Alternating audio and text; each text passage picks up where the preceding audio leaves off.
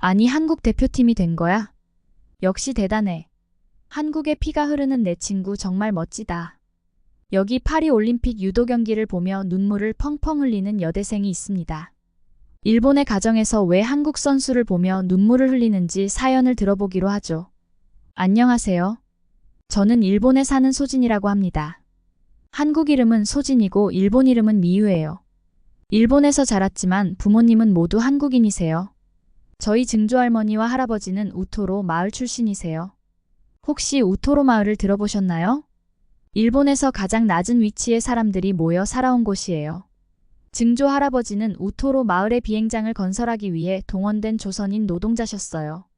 그리고 증조 할머니는 아버지와 오빠를 따라 우토로 마을로 오셨대요. 그 당시 많은 조선인들이 이렇게 가족과 함께 또는 홀로 일본으로 건너와 고된 노동을 하셨다고 해요. 하지만 운명은 참 무심했죠. 일본이 패망하면서 비행장 건설이 중단되었고 조선인 노동자들은 고국으로 돌아갈 수가 없게 되었어요. 그렇게 노동자들은 자신들이 머물렀던 우토로를 개척해 판자집을 짓고 뿌리를 내리셨대요. 아무것도 없는 땅에서 새로운 삶을 시작하는 건 정말 힘들었을 거예요. 하지만 그분들은 포기하지 않고 서로 의지하며 살아가셨죠. 증조 할아버지와 할머니의 삶은 제가 상상했던 것보다 훨씬 더 힘들었어요. 우토로 마을에서 그분들은 심한 차별을 받으셨대요. 일자리를 구하는 것조차 불가능했고 상하수도도 제대로 갖춰지지 않은 열악한 환경에서 살아가셨어요. 더 가슴 아픈 건 일본인들이 우토로 마을 사람들을 불법 거주자로 취급했다는 거예요. 그곳에서 살 수밖에 없었던 분들의 사정은 아무도 이해하려 하지 않았나 봐요. 그런 상황에서 증조 할아버지와 할머니께서 병에 걸리셨을 때 먹을 것도 약도 구할 수 없으셨대요. 결국 두 분 모두 돌아가시고 말았어요. 부모님을 한순간에 잃고 홀로 남겨진 어린 할머니. 아무도 돌봐줄 수 없고 도움을 받을 곳도 없었대요. 할머니가 꼼짝없이 돌아가실 것만 같았을 때 자원봉사를 하러 오신 일본인 아주머니의 눈에 띄게 되셨어요. 그 아주머니의 도움으로 할머니는 도쿄로 가게 되셨고 한보육원에서 지내게 되셨어요. 그때의 삶이 편했을 리는 없겠지만 그래도 살아남을 수 있는 기회를 얻으신 거죠. 할머니께서는 그 일본인 아주머니의 도움으로 도쿄에서 새로운 삶을 시작하셨어요. 도쿄에서의 생활이 쉽지만은 않았겠지만 그곳에서 할머니는 우연히 한국인 할아버지를 만나셨대요. 그렇게 두 분의 인연으로 제 어머니가 태어나셨어요. 어머니는 도쿄에서 자라셨지만 항상 우토로 마을에 대한 이야기를 들으며 자라셨대요. 어머니는 한 번도 우토로 마을에 가보지 못하셨지만 그곳을 생각하면 할머니가 떠올라 가슴이 아프다고 하셨어요. 할머니의 아픔이 어머니에게도 고스란히 전해진 거죠. 할머니는 마음에 한을 품고 자라서 그러신 건지 어머니가 초등학교 시절에 병을 얻으셨어요. 어머니가 어린 시절에 할머니는 매일 병원 생활을 하셨대요. 그렇게 투병 생활을 하시고 돌아가셨죠. 할아버지가 혼자 키우셨지만 어머니는 씩씩하게 자라셨어요. 그리고 어머니는 제일교포이신 아버지를 만나셨어요. 아버지도 일본에서 태어나고 자라셨지만 항상 한국에 대한 마음을 품고 계셨대요. 두 분은 그렇게 자연스럽게 만나 저를 낳으셨어요. 저는 일본에서 태어나고 자란 제일교포예요. 하지만 알게 모르게 차별을 많이 받았어요. 요즘에는 한류의 영향으로 친구들 사이에서 한국인이라는 게 조금은 대접받는 편이지만 초등학교 때까지만 해도 늘 왕따였어요. 한국인이라는 이유로 또 일본인도 아니라는 이유로 친구들에게 따돌림을 당했죠. 그때마다 저는 우리 가족의 역사를 떠올렸어요. 증조할아버지, 증조할머니, 그리고 할머니가 겪으셨을 고통에 비하면 제가 겪는 어려움은 아무것도 아니라고 생각했거든요. 하지만 그 상황은 생각보다 더 심각했죠. 친구들은 일부러 저를 따돌렸어요. 쉬는 시간이면 저만 혼자 남겨두고 다들 놀러 가버리곤 했죠. 점심시간에도 늘 혼자 먹어야 했어요. 더 슬펐던 건 선생님의 태도였어요. 선생님도 알게 모르게 저를 다르게 대하셨거든요. 다른 친구들이 숙제를 안 해와도 그냥 넘어가시곤 했는데 제가 하루만 숙제를 안 해가도 유독 강하게 혼내셨어요. 마치 제가 뭔가 잘못한 것처럼요.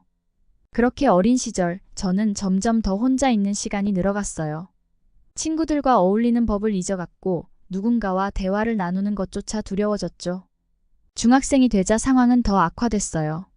아이들의 괴롭힘은 강도가 더해졌거든요. 이제는 단순히 따돌리는 것을 넘어서 물리적인 괴롭힘도 시작됐어요. 제 가방을 빼앗아 숨기기도 하고 심지어는 돈을 빼앗기도 했죠. 매일 아침 학교에 가는 게 너무나 두려웠어요.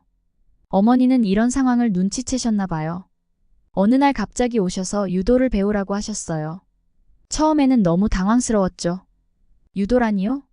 운동이라곤 해본 적 없는 저에게는 말도 안 되는 일처럼 느껴졌어요.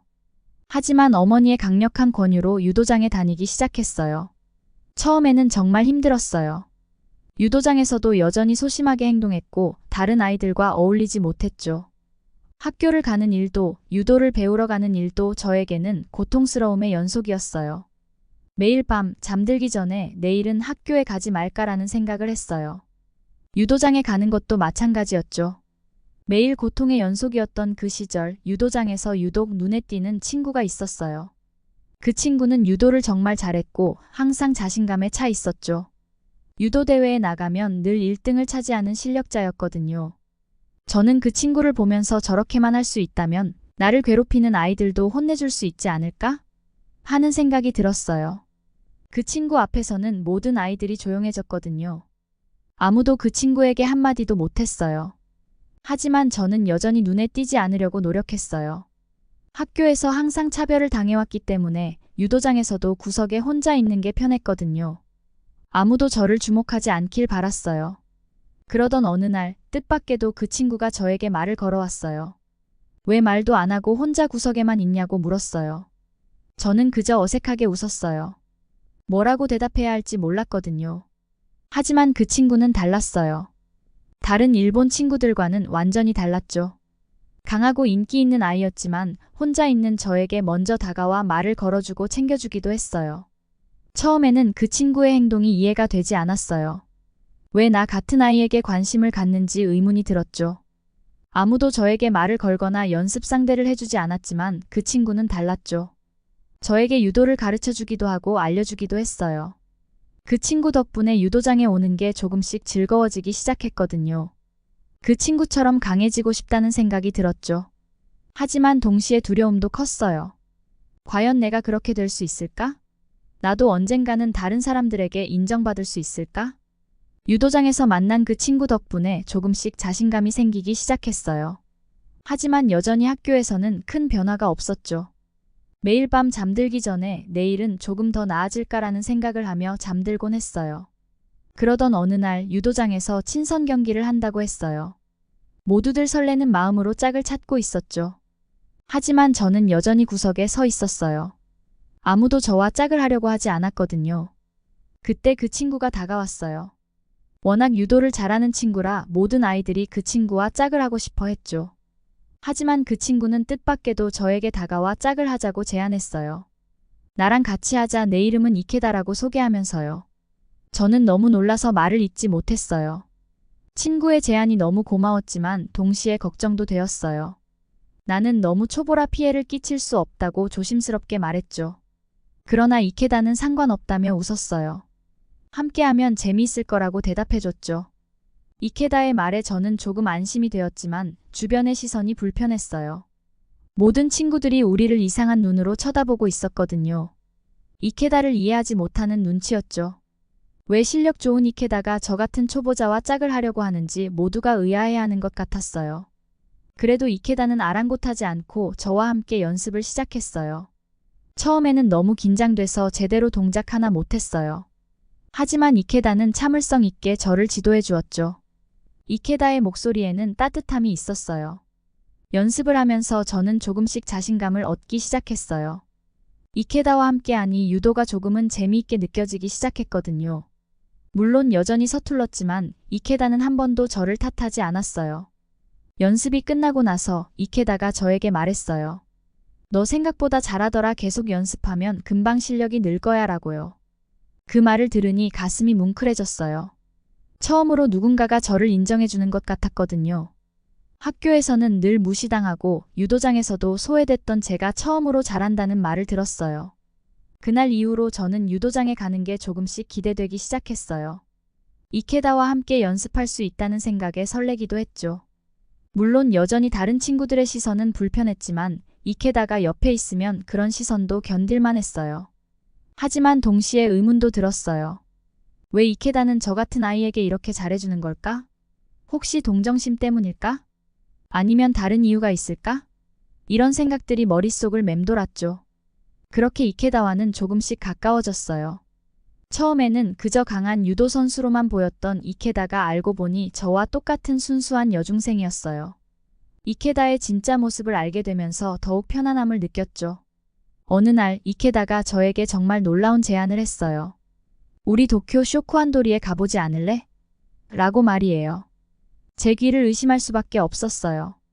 도쿄 쇼쿠한도리는 한국인 마을이거든요. 한국 음식점이 가득한 곳으로 유명하죠. 사실 저도 한국 사람으로서 그곳에 가보고 싶었어요. 하지만 항상 혼자였기에 함께 갈 친구가 없었거든요. 게다가 제가 한국인이라는 걸 드러내는 게 두렵기도 했고요. 그런데 이케다가 먼저 그곳에 가자고 하다니 정말 놀랐어요. 이케다의 제안에 저는 너무나 고마웠어요. 처음으로 누군가가 제 문화에 관심을 가져주는 것 같았거든요. 그동안 숨기려고만 했던 제 정체성을 인정받는 느낌이었죠. 우리는 그 주말에 쇼쿠한도리에 가기로 약속했어요.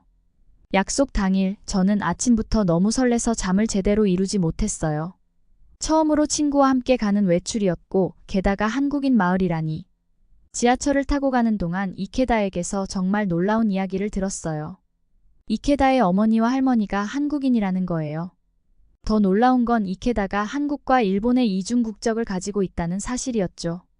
나는 한 번도 내가 한국인이라는 걸 잊은 적이 없어. 이케다가 자신 있게 말했어요.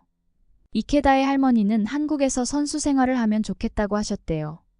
하지만 부모님은 일본에 있는 게 좋지 않겠냐고 하셨다고 해요. 그래도 이케다는 할머니가 어린 시절부터 한국에 대한 자부심을 많이 키워주셔서 한국이 더 끌린다고 했어요. 그 이야기를 듣는 동안 저는 점점 부끄러워졌어요. 저는 부모님 모두가 한국인이었지만 일본에서 살면서 한 번도 당당하게 한국인이라고 밝힌 적이 없었거든요. 오히려 제 정체성을 숨기려고만 했죠. 난 내가 한국인이라는 걸 알고 있었다고 이케다가 말했어요. 그래서 더 내게 다가가고 싶었어. 우리가 같은 뿌리를 가졌다는 걸 알려주고 싶었거든.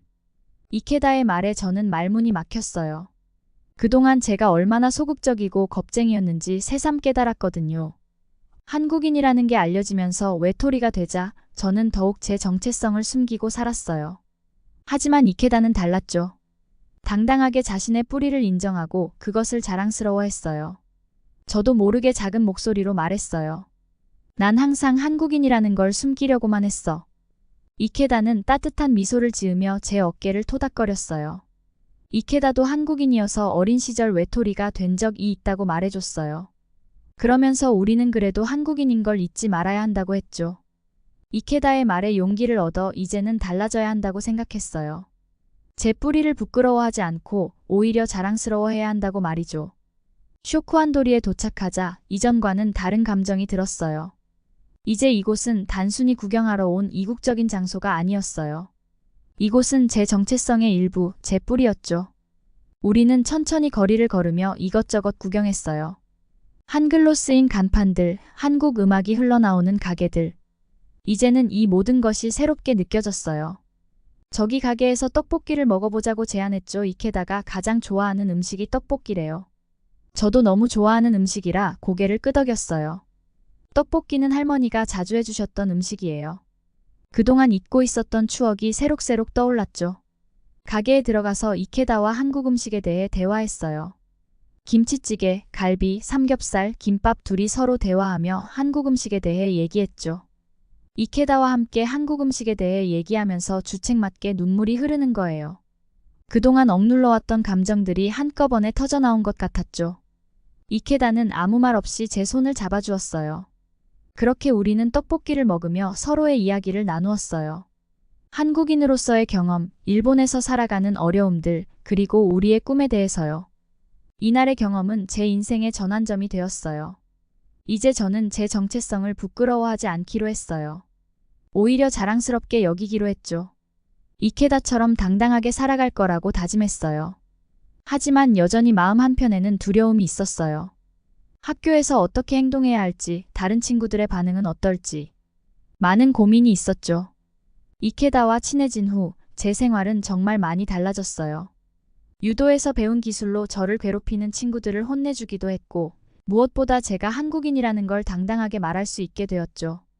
조금씩 일본 생활에서 한국인으로서의 목소리를 내며 적응해 나갔어요. 이케다와 저는 한국말을 유창하게 하지는 못했지만 어느 정도 알아들을 수는 있었어요. 처음에는 서로의 서툰 한국어 실력 때문에 부끄러워했죠. 하지만 점점 그게 우리만의 특별한 연결고리가 되어갔어요. 우리의 대화는 때로는 일본어와 한국어가 뒤섞인 이상한 말이 되기도 했어요. 하지만 그게 오히려 재미있었죠. 서로의 실수를 웃으며 고쳐주고 새로운 단어를 배우는 과정이 즐거웠어요. 그 사이 이케다의 유도 실력은 정말 눈부시게 발전했어요. 나가는 대회마다 1위를 차지하더라고요. 저는 한국인의 뿌리를 가진 이케다가 너무나 자랑스러웠어요. 게다가 이케다는 운동만 잘하는 게 아니었어요.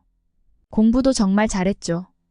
일본인들에게 이케다는 항상 따돌림의 대상이 아닌 선망의 대상이 되었어요. 이케다를 보면서 저도 용기를 얻었어요. 더 이상 움츠러들지 않고 열심히 공부했죠. 한국인이라는 이유로 주눅 들지 않고 오히려 그것을 자랑스럽게 여기며 노력했어요. 학교 졸업할 무렵 이케다가 저에게 충격적인 소식을 전했어요. 할머니의 뜻을 따라 한국으로 귀화할 예정이라고요. 이중국적이 끝나는 나이가 되면 일본이나 한국 두 개의 국적 중 하나를 선택해야 하는데 이케다는 한국 국적을 선택해서 한국 대표팀이 되겠다고 했죠. 시간이 흘러 우리는 고등학생이 되었어요.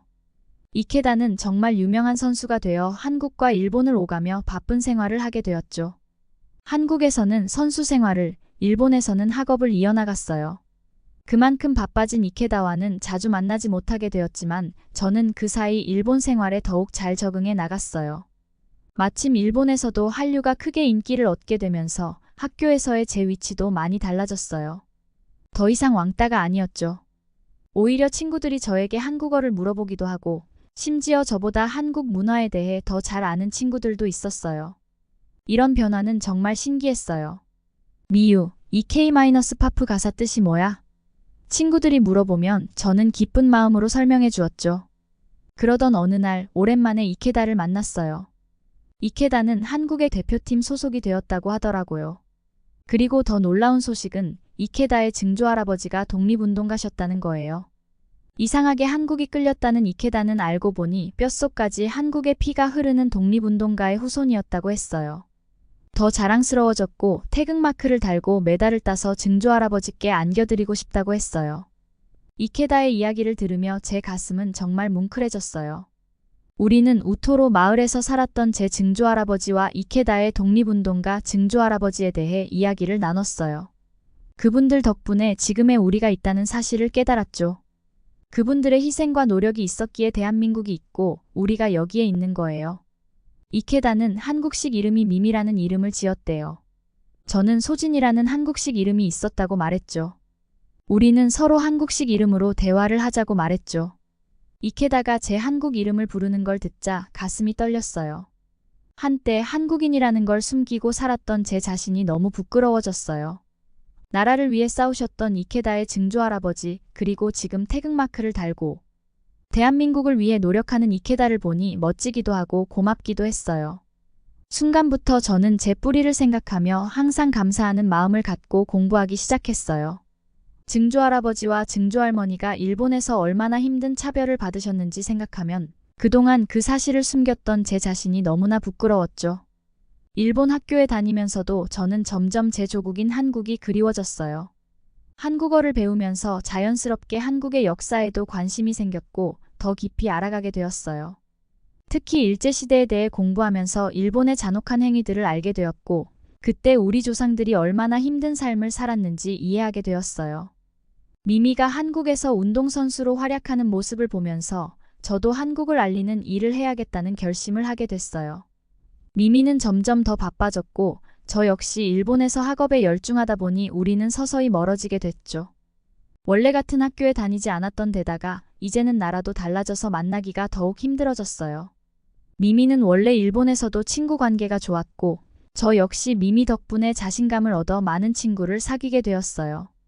그렇게 우리의 연락은 자연스럽게 끊기게 되었죠. 하지만 미미와의 추억과 그때의 깨달음은 제 마음속에 깊이 남아 있었어요. 그 후에도 저는 계속해서 한국의 역사에 대해 공부했어요. 부모님께 들었던 이야기들과 제가 직접 찾아본 자료들을 통해 일본에서 배웠던 역사 교육에 문제가 있다는 걸 알게 됐죠. 특히 일제강점기와 관련된 부분에서 많은 사실이 왜곡되거나 누락되어 있다는 걸 깨달았어요. 어떻게 하면 일본 사람들에게 올바른 역사를 알릴 수 있을까? 생각했어요. 이런 고민 끝에 저는 도쿄대학교 교육학과에 진학하게 되었어요. 지금은 4학년 재학 중이에요. 학교에서 배우는 교육 이론과 방법론을 통해 어떻게 하면 한국의 역사를 일본 사람들에게 효과적으로 전달할 수 있을지 고민하고 있어요. 역사는 단순히 과거의 이야기가 아닌 현재에 접목시켜 미래를 만들어가는 것이라고 생각해요. 학교를 졸업하면 한국으로 유학을 가서 한국 역사에 대해 더 깊이 공부할 예정이에요. 제가 한국어를 더 열심히 공부하고 있는 이유이기도 하죠. 한국에서 공부하면서 더 정확하고 깊이 있는 한국사 지식을 쌓고 싶어요. 언젠가는 일본의 교과서에도 올바른 역사가 실릴 수 있도록 하고 싶거든요. 이런 꿈을 꾸며 열심히 공부하고 있어요. 가끔은 미미 생각이 나요. 지금쯤 어떻게 지내고 있을까? 여전히 운동선수로 활약하고 있을까? 그럴 때마다 저는 미미에게 받았던 용기를 떠올리며 다시 힘을 내곤 했죠. 그렇게 제 생활에 열중하며 지내던 중 파리 올림픽이 열렸어요. 도쿄 올림픽 때처럼 이번에도 여러 가지 문제가 있다는 외신 보도를 봤지만 저는 졸업반이라 너무 바빠서 TV를 볼 시간조차 없이 계속 공부만 했죠. 그러던 어느 날 엄마가 갑자기 저를 부르셨어요. 혹시 한국 대표팀으로 나온 선수가 네 친구가 아니냐고 했죠. 생각난 사람은 단 하나 제 친구 미미였어요. 엄마는 지금 한국 태극마크를 달고 결승전을 하고 있다고 말했어요. 엄마의 말씀에 저는 숨이 멎는 것 같이 TV 앞으로 달려갔어요. 화면 속에는 정말 미미가 한국 태극기를 가슴에 달로 자랑스럽게 싸우고 있었어요. 순간 과거의 기억들이 물밀듯이 밀려왔어요. 아무도 없을 때 손 내밀어 주었던 친구. 저에게 용기를 주고 한국인으로의 자부심을 갖게 해준 그 친구가 지금 우리의 조국을 위해 싸우고 있다는 사실이 너무나 자랑스러웠어요. 증조할아버지와 증조할머니가 일본에서 받으셨던 서름이 한순간에 날아가는 것 같은 기분이 들었어요. 마치 우리 가족의 한을 풀어주고 있는 것 같았죠. 온 힘을 다해 응원했고 그 결과 자랑스러운 은메달을 목에 걸었어요. 그녀의 용기와 열정에 저는 큰 감동을 받았어요. 태극마크를 달고 당당히 싸우는 모습을 보며 저도 더 큰 힘을 내야겠다고 다짐했죠. 올림픽을 보고 난 후 울면서 엄마께 말씀드렸어요. 더 이상 우리의 과거를 숨기지 말고 당당하게 말하자고요. 8월 15일은 광복절이잖아요. 저는 증조 할아버지, 할머니가 사셨던 우토로 마을에도 가보려고 해요. 한국 분들의 도움으로 그곳에 기념관이 생겼다고 해요. 그리고 한국으로 가서 한국인으로서 나라를 위해 싸우셨던 분들을 위해 더 깊이 배우고 싶어요. 우리의 역사와 문화를 깊이 배우고 우리 조상들의 희생, 그리고 제 안에 흐르는 한국인의 피를 생각하며 앞으로 더욱 의미 있는 삶을 살아야겠다고 마음먹었습니다. 오늘 사연은 여기까지입니다. 한국뿐 아니라 각지에서 희생하셨던 분들의 넋을 기리며 오늘 사연을 마칩니다. 이상 감동 포착이었습니다. 시청해주셔서 감사합니다.